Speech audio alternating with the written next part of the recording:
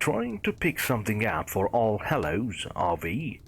The old man asked in his gruff, though oddly mellifluous voice. Orville's old-fashioned oddity outlet was infamous throughout the city of Sombermory and Harrowick County beyond. Everything he sold came with a story, and every story was complete and utter bunkum. Most people thought that his shop was just a tourist trap to capitalize on our area's plethora of urban legends, and that it was only the run of business from the much more popular Eve's Eden of Esoterica across the street that kept him afloat. But for those willing to entertain the notion that an elderly snake oil salesman in a pastel suit and straw fedora might in fact be a legitimate purveyor of the preternatural, Orville's little shop was worth hitting up. I had ventured in there in the hopes of finding something that might gain me admittance to an upscale Halloween party that I was most definitely not invited to, and a wall filled with gorgeous masquerade masks had stolen my attention. "Oh yeah, I'm trying to put together a Halloween costume," I said to the old man. "These are beautiful. What can you tell me about them?" "Tell me, miss, have you ever heard tell of the masked city of Incognata?" Orwell replied, his voice dropping melodramatically, as if he was trusting me with some coveted secret. "Somewhere out amidst the plains, in the void between worlds, there is a void that's a world unto itself, a sovereign city-state that follows no laws but its own, and that includes the laws of physics. It's a city of eternal masquerade, where the citizens are forbidden to remove their masks for any reason, under punishment of exile. Some say it's because the incognati slowly became their masks over time, either unintentionally or to save themselves from the growing madness of their home. Either way, their identities and souls now live entirely within their masks, their bodies reduced to mere hosts. These are the masks of exiled or fallen incognati, ripped willingly or not from their bearers, leaving the masks silent and the bodies screaming and jabbering in incoherent madness. What became of those bodies? I don't know and don't care to ask, but the masks have been lovingly safeguarded, passed from buyer to buyer and wearer to wearer, wandering down many different paths before all winding up at my shop. Should you choose to don one, the ancient and arcane knowledge held within will begin to trickle into your mind, but so will the identity held by the mask. You won't lose yourself to it all at once. It will be far more insidious. It will take over so gradually that you won't even realize it's happening. Go incognito long enough, and you will become incognati." "I see," I said with an amused smirk. "Ignoring the fact that you just blatantly ripped that story off of the SCP Wiki, you're saying that if I were to try on one of these masks and feel absolutely nothing, that will merely be the insidiousness of the curse, and not evidence to the mundanity of the masks. Won't matter to me then. Honey, you wear it, you bought it." Orwell chuckled. "If you don't mind my prying, what's got you in the market for such a high-end Halloweeny mask anywho?" I was hoping to get into Seneca Chamberlain's Halloween party," I admitted with some hesitation. "He hasn't had a party this big in years, either because of COVID or some personal issues he was having. Since there will be so many people, I was hoping that if I just looked the part, I might be able to sneak in unnoticed. I'm not going to steal anything or hurt anyone or blow anything up. I just want to crash the party. Pendragon Manor is the stuff of legends. I'd love to see it from the inside, especially on Halloween. Crash Seneca's big Halloween bash? Yeah, I can get behind that, Orville chuckled. None of these masks will do the trick for you, though. Not if I know Seneca's security, which, incidentally, I do. They need to attend some sort of sensitivity training about the appropriate manner to deal with the ornery elderly. He fetched a keyring from his desk and used it to unlock a drawer directly beneath the mask display. He slowly pulled it open, revealing a silver mask sitting on a velvet pillow. It had been constructed of tightly meshed wires, woven into mesmerizing fractal patterns. Though the wires were slightly less dense around the eyes, the mask was completely lacking in any facial features whatsoever. This, young lady, is 100% Sealy silver, made for an uncognate Marchioness, he said as he held it up, glimmering like a spider's web in the early morning light. You may have heard that the Sealy have a bit of a knack for names and the like. This mask hides not only your face, but the name that goes with it. Wear this to Seneca's shindig, and I guarantee you'll get in.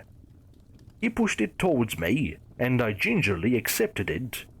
I turned it over in my hands, running my fingers along its cool silver filaments, gazing in awe at the ethereal designs they formed.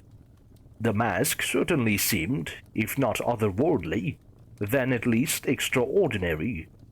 It was inconceivable to me that it was merely some sweatshop-produced chrome costume that he was trying to pawn off on me.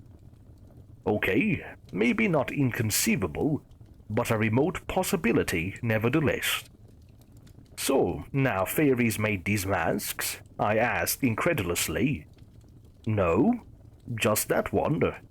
Pay attention. You think mortal craftsmanship would ever be good enough for a Marchioness? He asked. Uh-huh. And of course, I wear it, I buy it, so I can't just try it on to see if it actually does what you say it will. I sighed, shoving it back towards him.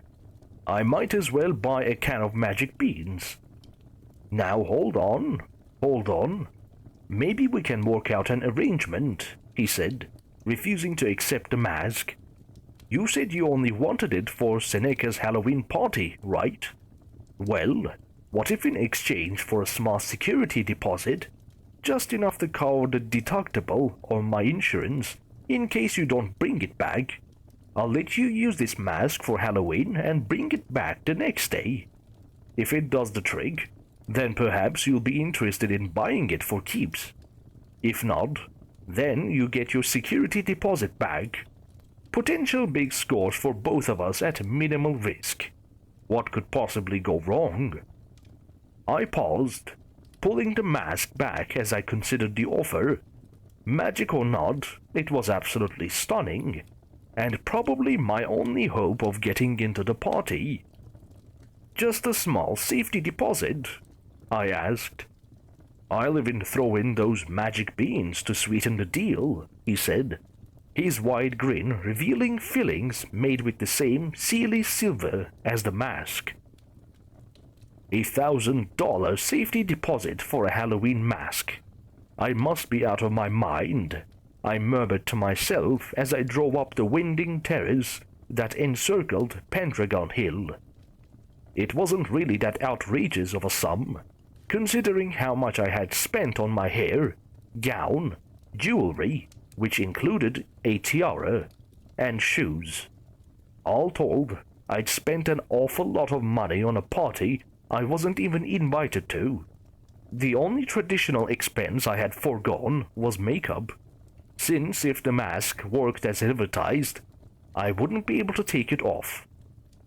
As I approached the top of the hill, I could hear the faint sound of live music, and I saw the fancy cars lined up at the titanium gates as a stout little valet checked to make sure they were on the list. I quickly grabbed my mask and fastened it to my head. It didn't really impair my vision that much, but it certainly wasn't anything I had wanted to wear while driving up a hill where one wrong turn would mean disaster. As I pulled up to the valet, he glared down at me and my vehicle with palpable contempt. "Are you on the list?" he asked impatiently, looking like he was just waiting for an official reason to call security. "I don't need to be on the list, Woodbead," I replied with an indignance that took me off guard, and I hadn't the slightest idea where the name Woodbead had come from. To my surprise and relief, a look of sudden regret washed across the valet's face. "Yes, of course. My apologies. I didn't recognize you in your marvelous new vessel," he said. "Welcome to Pendragon Manor. Please enjoy the party." "Thank you," I said, smiling mischievously beneath my mask as I pulled into the motor court. I wasn't 100% sure if the mask had actually worked, or if I just happened to resemble and sound like someone the valet knew, and at that point, I honestly didn't care. I was in. I felt like I was in a fairy tale as I hoisted up the skirts of my gown to ascend the tapering staircase into Chamberlain's mansion, passing through the front foyer with nary a glance and straight into the majestic ballroom. The floor was covered in mosaics of gleaming marble tiles, lit by crystal chandeliers hanging from a ceiling embellished with Renaissance-style frescoes. Guests in elegant evening wear and masquerade masks danced to classical music from a small chamber orchestra performing on a stage at the opposite end of the ballroom. Portraits and statues lined the walls. An open skylight revealed the starry firmament above, and the floor-to-ceiling arc windows afforded a whimsical view of the aviary outside. As starstruck as I was by the venue, I still managed to spot Chamberlain mingling with the other guests almost immediately. He was easily recognizable despite his golden Oni mask. Tall and slender in a three-piece crimson suit and top hat. I saw him cock his head slightly when he noted my presence, excusing himself from his other guests to come say hello. It had originally been my plan to avoid him as much as possible, but as he approached, I was inexplicably free of any fear that he was coming to confront me for attending his party uninvited. "Come to hold me to my standing invitation, I see," he asked wryly. "I would have come sooner if I had any legs to stand on," I replied, before I even knew what I was saying. "Is Crowley here? I'd love to say hello." Lamentably, he was unable to attend this evening. "Something came up in Adderwood that he needed to see to," he said, as if I had the slightest idea of what he was talking about. "Oh, really? What about that noir woman I've heard about?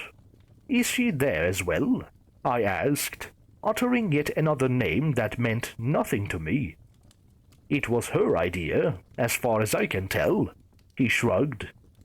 "So then there is no one over your head here tonight?" I asked.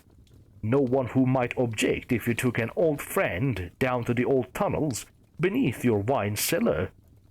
And here I had hoped that you'd simply come to take advantage of my hospitality," Chamberlain laughed. "But if you're looking to make a discreet exit from somber Mori, I believe I can arrange that. After the party, however, I'm not about to abandon all my guests when they've been so looking forward to seeing me again. I suggest enjoying yourself until then. If not for you, then for your chauffeur. It's the least you could do for making her bring you all this way."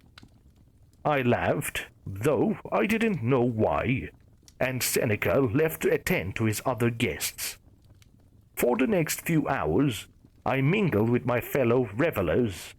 A few of them I knew by reputation, but most of Chamberlain's friends fell under the category of reclusive, eccentric millionaires, and I had never seen or heard of any of them. None of them ever suspected that I didn't belong here, in no small part because I always seemed to know exactly what to say. Unfamiliar words and foreign names dropped from my mouth quite regularly, their meaning known only to their recipients. It became increasingly hard to deny that it wasn't me who was speaking, but the mask that was speaking through me. While this admittedly made me uneasy, it wasn't enough to make me want to take the mask off. After all, hadn't this been exactly what I had wanted it for? It gave me the identity I needed to get into the party, and of course, that identity had come with some baggage of its own. It wasn't actually controlling me or taking over me, I thought. Throughout the night, I had been able to take sips of cocktails or bites of hors d'oeuvres, Mandalorian style, lifting up the mask just enough to slip something into my mouth, and I felt no resistance from the mask when I did this. I remained convinced that I remained in full control of my actions, and could take the mask off any time I wanted. It wasn't until the hour neared midnight that something went amiss. The sound of a struggle drew my and everyone else's attention towards the door to the foyer, revealing an unwelcome latecomer. He was tall, spindly, and shabbily dressed in a faded and tattered orange suit. His jack-o'-lantern eye mask was clearly a cheap mass-market costume piece, marking him as painfully out of place among such a high-culture crowd. We all would have been wondering why they had even let him in, were it not for the several security guards who were frantically trying to pull him back. Despite his slight frame, the man seemed to possess an inordinate strength, and continued his advance through the ballroom with very little difficulty. "Where is it? Where is it?" he shouted in a raspy, nearly inhuman-sounding voice. The old man said it would be here. One of the security guards tasered him, and he didn't even flinch. He just batted the weapon away with a casual backhand, craning his long neck across the sea of masks, as if trying to find one in particular. And then he stopped when his gaze fell upon me. Effortlessly tossing off the security guards who had barely even managed to slow him down in the first place, he burst into a sprint as he dashed towards me. I started running too, of course, but instead of running outside as I logically should have, I ran into the kitchen. Despite having never been in that room before, I went straight for a door that ended up leading down into a wine cellar. It occurred to me that maybe I was there to hide or use the wine bottles as weapons. But I didn't stop. I kept right on running towards a cask of Amontillado at the back. Before I could reach it, I felt long and slender fingers grabbing me by the back of my gown and hoisting me into the air. "Well, don't you look radiant this evening?" the jack-o'-lantern masked man asked mockingly as he spun me around and dangled me in front of him. His teeth were stained nearly the same color as his suit, his stubble thick and uneven upon his rectangular jaw, and his jaundiced eyes protruded so far from their sockets I was sure they were about to fall out. I struggled and kicked, but his grip was like iron, and his sunken chest was like granite. "Thought you could escape our collection by running off through the cunniculi? You'd only have wasted both of our time. There is nowhere you can go in all the worlds that I won't be able to find you." He grabbed the mask and pulled it from my face as hard as he could. It didn't want to go, and I was afraid he'd tear the skin off my face before he'd get the mask off. With every inch he pulled it out, I felt something inside me, something inside my head, being pulled out with it. I screamed in agony when he finally ripped the mask from my face, barely even noticing that he had dropped me to the ground. He held the mask high above him in triumph, gloatingly staring straight into its faceless visage. He tossed aside the cask of Amontillado with his free hand, revealing a hidden iron door. He easily tore it open and descended down a dark flight of stairs, just as the security guards caught up with us. A couple of them chased after him, but 2 more remained in the room, and I realized that they were flanking Seneca. I looked up to see him gazing down at me with the same sort of disdain one might show for a moldy piece of fruit that was no longer of any use to anyone. "Get this interloper off my property," he ordered with a sad shake of his head. "You miserable old bastard," I cursed at Orwell the next morning. "You knew what that mask was." "Of course I did. I told you what it was. What are we yelling for?" he shouted back. "You knew it wanted to use me to get away from here, and you knew someone else was after it," I cried. "Lady, look at the front door. What does it say?" he asked. "It says caveat emptor. It means buyer beware, and it applies to everything I sell here." "I didn't buy it. I just put a safety deposit down on it," I shouted. "I only wanted it for 1 night, and it probably would have used me until I dropped dead. And then you told that crazy jack-o'-lantern face guy where I was. I could have been killed." "Hey, he said the old man said you'd be there. You can't prove he was talking about me." "There are lots of old men he could have been talking about," Orwell insisted, but then let out an uneasy sigh. "Look, I'm sorry. What do you want from me?" "I want my safety deposit back," I told him. "Absolutely out of the question. No return, no deposit. Them's the breaks," he shouted. "You made that agreement without ever expecting to see me again, and I wouldn't have lost the mask if you hadn't ratted me out to the jack-o'-lantern guy. That's maleficence, and it voids our agreement," I said. "Maleficence? Maleficence? Of all the dirty, rotten, underhanded things I've been accused of over the years, no one's ever accused me of maleficence," he claimed. "I admit to no wrongdoing, and since returning your deposit would now be a tacit admission of guilt, I ain't giving it back. However, in the interest of de-escalation, I'd be willing to let you take $1,000 worth of clearance merchandise out of here, before taxes, and fees, and service charges. The only things you have on clearance are more of those magic beans, and the jar you gave me was expired," I shouted. "Not expired. Past their best before date," Orwell corrected me. "You can still use them. They just, well, let's just say I'd recommend planting them rather than eating them. Better they be coming up through your backyard than out your back door, if you catch my meaning."